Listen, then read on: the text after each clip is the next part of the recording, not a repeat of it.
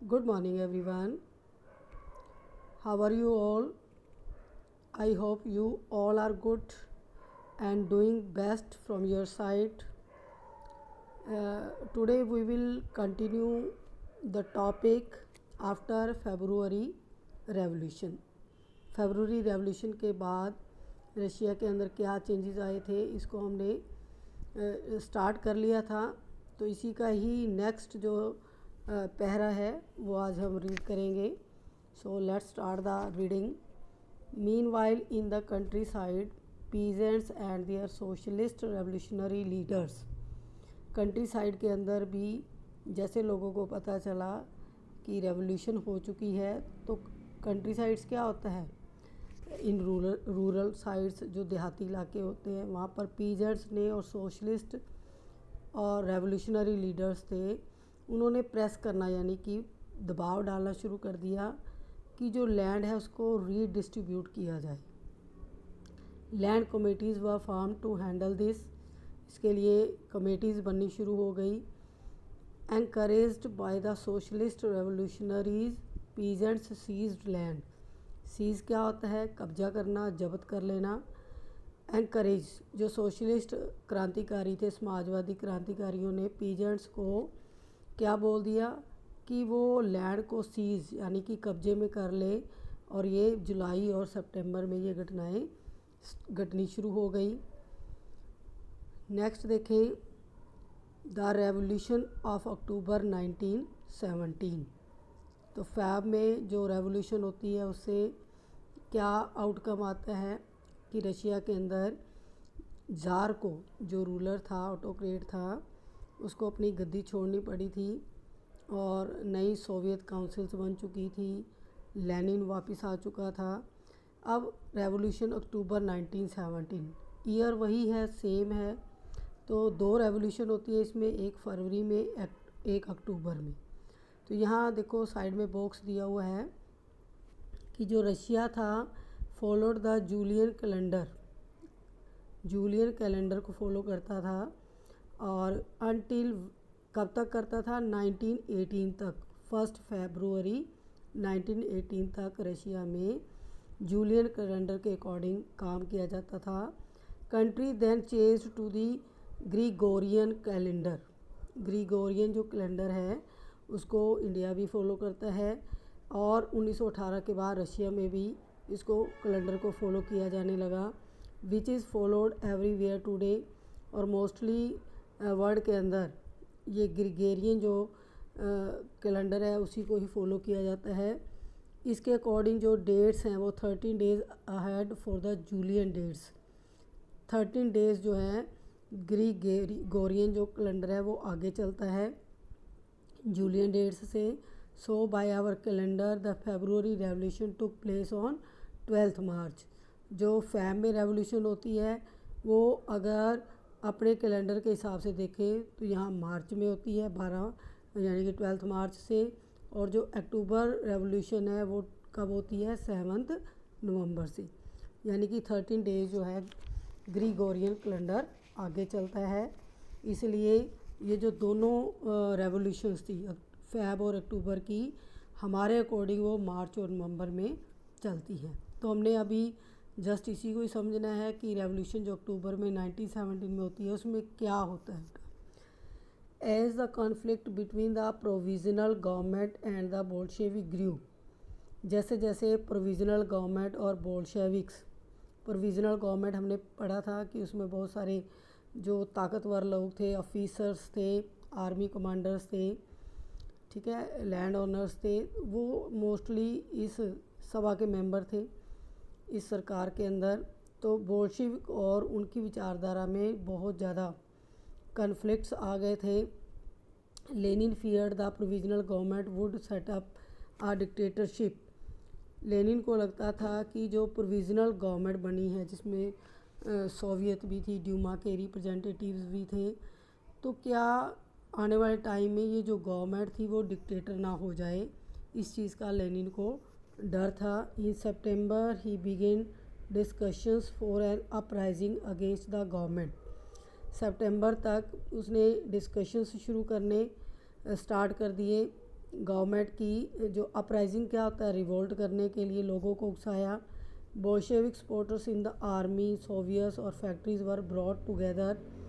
Bolshevik supporters जो थे Lenin का, उन्होंने साथ दिया। आर्मी जो सोवियत काउंसिल बनी थी और उसमें वो वाले सैनिक शामिल थे जिन्होंने लोगों का पेट्रोग्राद में साथ दिया था, वो भी लेनिन के विचारों से प्रभावित थे। इसी तरह जो फैक्ट्रीज थे, जो वर्कर्स थे, वो भी इकट्ठे हो गए जब लेनिन ने ये कहा कि अब अपराइजिंग करने का टाइम आ गया है गवर्नमेंट के against.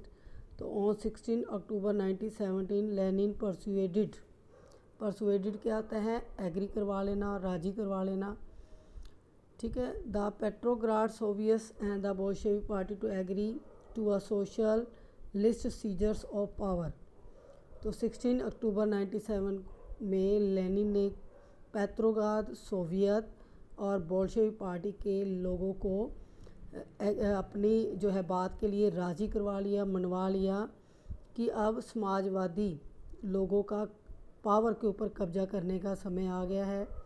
Military revolutionary committee was appointed by the Soviet under Leon Trotsky, underline करेंगे इसको। अब यहाँ पर देखो, एक साइड में बोल्शेविक पार्टी है और दूसरी साइड में कौन से लोग हैं, पेट्रोग्राड सोवियत। अब जो कमेटियाँ बनी, मिलिट्री रेवोल्यूशनरी कमेटी ने क्या अपॉइंट किया, सोवियत पार्टी के नेता को लियोन ट्रोट्स्की को, और क्या कर दिया, टू ऑर्गेनाइज द सीजर्स, उनको हेड बना दिया कि जो लैंड ऑक्यूपाई का जो सिस्टम है, जो एक्विजिशंस है, यानी कि जो अधिग्रहण कह सकते हैं या कब्जा करना जो है, जो सिस्टम है, ऑर्गेनाइज करेंगे लियोन ट्रोट्स्की।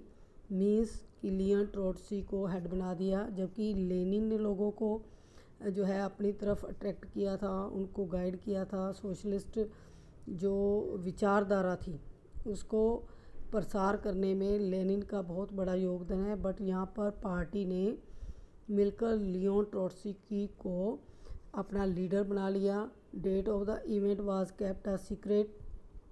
अब ये जो सीजिंग थी कि जो सीजर जो है वो किस डेट को रखा जाएगा, इसको सीक्रेट रखा गया। द अपराइजिंग बिगिन ऑन 24 अक्टूबर। जो रेवोल्यूशन थी वो 24 अक्टूबर को स्टार्ट होनी थी। Sensing trouble, prime minister Kerensky had left the city to summon troops. अब प्राइम मिनिस्टर करंस्की जो है वो किस पार्टी के नेता हैं, जो जार के बाद प्रोविज़नल गवर्नमेंट बनी थी उनके हेड थे, प्राइम मिनिस्टर थे करंस्की। जैसे ही उसको पता चला इस अपराइजिंग का, तो उसने क्या किया, समन ट्रूप्स, कुछ ट्रूप्स जो थी, सैनिक जो टुकड़ियाँ थी, उनको अपॉइंट कर दिया, उनको समन भेज दिया कि सिटी को कंट्रोल किया जाए। और शाम तक at dawn military man loyal to the government, military के अंदर जो गवर्नमेंट के विश्वसनीय लोग थे, लॉयल लोग थे, seized the building of 2 Bolshevik newspapers. उन्होंने क्या किया, जो बोल्शेविक पार्टी की बिल्डिंग थी जहाँ पर न्यूज़पेपर पब्लिश होते थे, उनको कब्जे में ले लिया।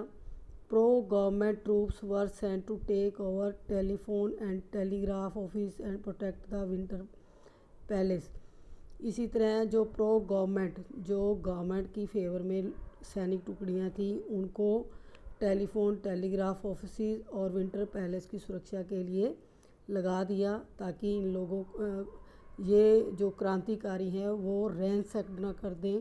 टेलीफोन या टेलीग्राफ जो सुविधाएं हैं, कमोडिटीज़ हैं, इनको नष्ट ना कर दें और विंटर पैलेस के ऊपर अटैक ना कर दें, इसलिए वहाँ पर भी तैनात कर दी troops. In a swift response the military revolutionary committees order its supporter to seize government office.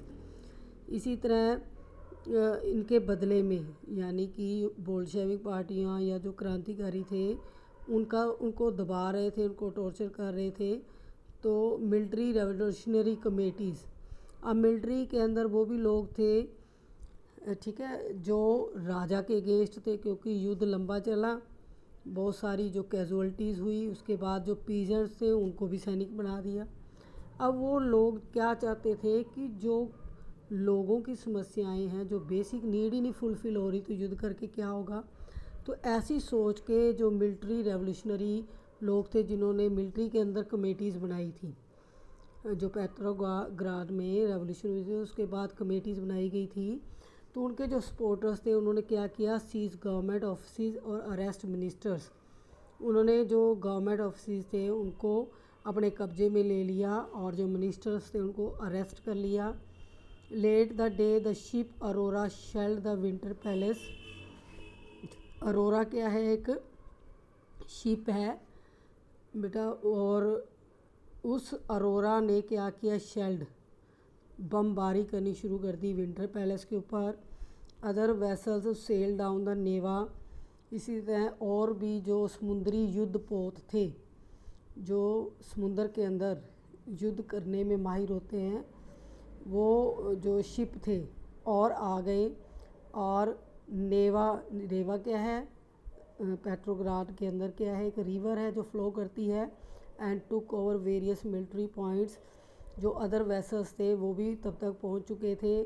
Arora तो तहस नहस कर ही रहा था युद्ध पोत, तो वो भी सेल्ड करके नेवा नदी के पास तक पहुंच गए थे। और जितने भी मिलिट्री पॉइंट्स थे, जो राजा के वेल विशर्स थे, उनको कब्जे में ले लिया, टुक ओवर कर लिया। By nightfall the city was under the committees control. शाम डलते डलते जितनी भी कमेटीज़ थी, city was under the committees के अंदर जो है पूरा सिटी आ चुका था। Ministers had surrenders. जो मिनिस्टर थे, मंत्री थे, उन्होंने अपने हथियार फेंक दिए थे, सरेंडर कर दिया था अपने आप को। At a meeting of all Russian Congress of Soviet in Petrograd के अंदर क्या हुआ, जितनी भी रशियन कांग्रेस सोवियत थी उनकी मीटिंग हुई। Majority approved the Bolshevik actions. Majority किनकी फेवर में गई, बोल्शेविक पार्टी की फेवर में। Uprising took place in other cities. इस तरह दूसरे इलाकों में भी जो रेवोल्यूशंस थी वो शुरू हो गई थी। There was a heavy fighting specially in Moscow के अंदर बहुत ज़्यादा क्रांतिकारियों का जो है अपराइजिंग हुआ, फाइटिंग्स हुई। मॉस्को क्या है, रशिया की कैपिटल है। But by December Bolsheviks control the Moscow Petrograd area. और दिसंबर आते आते बोल्शेविक का जो मॉस्को और पेट्रोग्राद के ऊपर पूरी तरह से कब्जा हो गया था, नियंत्रण में आ गया था। ये टाइमलाइन भी हमने स्टडी करना है, ये ऑलरेडी हम डिस्कस कर चुके हैं। आप ही अपनी कॉपी में इसको ड्रॉ कर सकते हो, टाइमलाइन चार्ट बना सकते हो। अब नेक्स्ट है topic, what changed after October revolution. जैसे फैब के बाद भी रशिया के अंदर बहुत सारे बदलाव आए, तो अक्टूबर की रेवोल्यूशन से भी रशिया के अंदर चेंजेस आए। वो क्या चेंजेस थे, so let's read it. The Bolsheviks were totally opposed the private property. अब बोल्शेविक्स जो थे, पार्टी के जो सदस्य थे, उनकी क्या विचारधारा थी, प्राइवेट प्रॉपर्टी के अगेंस्ट थे कि प्राइवेट प्रॉपर्टी नहीं होनी चाहिए। मोस्ट इंडस्ट्रीज़ और banks were nationalised in November 1917। क्योंकि लेनिन ने आते ही 3 डिमांड्स रखी थी कि जो बैंक्स हैं, bank should be nationalised, land will be redistributed. तो ये कुछ डिमांड्स थी और उन्हीं को फॉलो किया था। जब ये सत्ता में आए थे बोल्शेविक्स, तो उन्होंने इंडस्ट्रीज़ और बैंक्स को नेशनलाइज कर दिया था नवंबर 1970 तक। This meant that the government took over ownership. इसका मतलब क्या था कि जो नई सरकार बनी थी उसने जो ओनरशिप थी इंडस्ट्रीज़ की और मैनेजमेंट की, वो अपने कंट्रोल में ले ली थी। यानी कि पूरी तरह से सरकार का कब्जा हो चुका था। कोई भी प्राइवेट इंडस्ट्री नहीं रही थी, बैंक्स नहीं रहे थे, सब जो बड़े डिपार्टमेंट्स थे वो सरकार के पास आ चुके थे। Land was declared social property and peasants were allowed to seize the land of the nobilities. जो लैंड थी पूरे रशिया की उसको सोशल प्रॉपर्टी डिक्लेयर कर दिया कि इस पर समाज के सभी लोगों का बराबर का अधिकार होना चाहिए, और पीजेंट्स को अलाउड कर दिया कि वो सीज़ कर लें जो नोबल्टीज़ की लैंड है जिसके ऊपर वो खेती कर रहे हैं, वो लैंड को जो है अपने कब्जे में ले लें। और सिटीज़ में क्या हुआ, Bolsheviks enforce the partition of large houses. इसी तरह शहरों के अंदर बोल्शेविक्स ने एनफोर्स कर दिया कि जो बड़े घर हैं, लार्ज हाउसेस हैं, उनकी पार्टीशन की जाए अकॉर्डिंग टू फैमिली रिक्वायरमेंट्स। जिस भी फैमिली का जितने भी मेंबर हैं, मेंबर्स के हिसाब से जो हाउसेस हैं उनको बांट दिया जाए। They banned the use of the old titles of aristocracy. और ये भी उन्होंने क्या किया, बैन कर दिया जो टाइटल्स थे जो शो करते थे डिक्टेटरशिप को, वो सब जो टाइटल्स थे उनको ख़त्म कर दिया। To assert the change new uniforms were designed for the army. और अपना दबदबा बनाने के लिए क्या उन्होंने चेंज किया, आर्मी के लिए एक अलग से यूनिफॉर्म डिज़ाइन की, और ऑफिशियल्स के लिए फॉलोइंग ए क्लॉथिंग कंपटीशन ऑर्गेनाइज्ड इन 1918। इवन कि 1918 में आर्मी जो कमांडर्स थे, ऑफिसर्स थे, उनकी जो यूनिफॉर्म चेंज की गई थी उसका भी एक कंपटीशन करवाया। व्हेन द सोवियट्स हैड, ठीक है, ये रशियन नेम है, वाज चूज़न। और इसी कंपटीशन में कि कौन सी बेस्ट ड्रेस रहेगी, उसमें जो हैट थी उसको सिलेक्ट किया गया था। आप इस इमेज में इस रशियन हैट को देख सकते हो कि सोल्जर्स जो है ये वाली हैट जो है पहनेंगे, ये उनकी आइडेंटिफिकेशन रहेगी कि दे वर मिलिट्री मैन या soldiers. Bolshevik party was renamed. अब बोल्शेविक पार्टी ने फिर दोबारा अपना नेम चेंज कर लिया पार्टी का, और अब इस पार्टी ने क्या नाम रखा, रशियन कम्युनिस्ट पार्टी। बोल्शेविक जो एक सोवियत बन चुकी थी जब रेवोल्यूशन हुई थी फरवरी के अंदर, तभी लेनिन ने सोचा कि क्यों ना हम अपनी पार्टी का नाम बदल दें, और सोवियत सोशलिस्ट पार्टी रख लिया था उन्होंने। लेकिन जैसे ही सत्ता में आए तो उन्होंने पार्टी का नेम क्या कर दिया, आगे रशियन कम्युनिस्ट पार्टी कर लिया, रशियन लगा दिया। कम्युनिस्ट पार्टी तो बन चुकी थी, रशियन और लगा दिया क्योंकि पावर इनके पास थी। In November 1917 the Bolsheviks conducted the election to the constituent assembly. नवंबर 1917 में बोल्शेविक्स ने एक इलेक्शन कंडक्ट करवाया कॉन्स्टिट्यूएंट असेंबली का, बट दे फेल्ड। लेकिन उन्हें ज़्यादा सफलता नहीं मिली, उनको मेजॉरिटी नहीं मिली। In January 1918 the assembly rejected Bolsheviks measures and Lenin dismiss the assembly. अब इस इलेक्शन से क्या हुआ कि जितने भी चेंजेस किए थे बोल्शेविक्स ने या कह लो लेनिन ने, तो असेंबली ने रिजेक्ट कर दिया बोल्शेविकों द्वारा जो चेंज किया गया था अक्टूबर रेवोल्यूशन के बाद। और लेनिन ने फिर क्या किया, डिसमिस ही कर दी, असेंबली ही डिसमिस कर दी, क्योंकि इलेक्शन हुए तो उस असेंबली में बोल्शेविक पार्टी के अलावा भी बहुत सारे रिप्रेजेंटेटिव्स थे, क्योंकि इनको मेजॉरिटी नहीं मिली थी। अब जो भी चेंजेस हुए थे तो असेंबली चाहती थी कि इन सबको चेंजेस को ख़त्म कर दिया जाए, ठीक है। अभी ऊपर हमने जो चेंजेस पढ़े हैं तो उसके लिए जो असेंबली थी वो एग्री नहीं थी, यानी कि पूरी पार्लियामेंट में उनको मेजॉरिटी नहीं मिली थी। लेकिन लेनिन के पास सत्ता थी, पावर थी, तो लेनिन ने असेंबली को डिसमिस कर दिया। He thought the All Russian Congress of Soviet was more democratic than an assembly elected in uncertain condition. Lenin ने क्या बोला कि जो इलेक्शन हुए हैं उसके लिए जो कंडीशंस थी वो अनसर्टेन थी, सही नहीं थी, डेमोक्रेटिकली इलेक्शन नहीं हुआ, ठीक है। तो और रशियन कांग्रेस ऑफ सोवियत जो थी वो डेमोक्रेटिक नहीं है, इसलिए वो असेंबली को ही डिसमिस कर रहे हैं कि इलेक्शन प्रॉपर वे से नहीं हुए। जबकि वहाँ पर इलेक्शन जब हुए तो शो हो रहा था कि लेनिन को बहुत कम लोग पसंद करते हैं, क्योंकि बोल्शेविक पार्टी के सदस्यों को मेजॉरिटी नहीं मिली।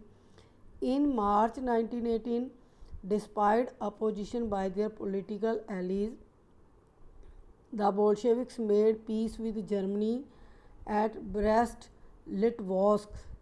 Litovsk, ये रशियन नेम है, इसको प्रोनाउंस करेंगे ब्रेस्ट लिटोवस्क थी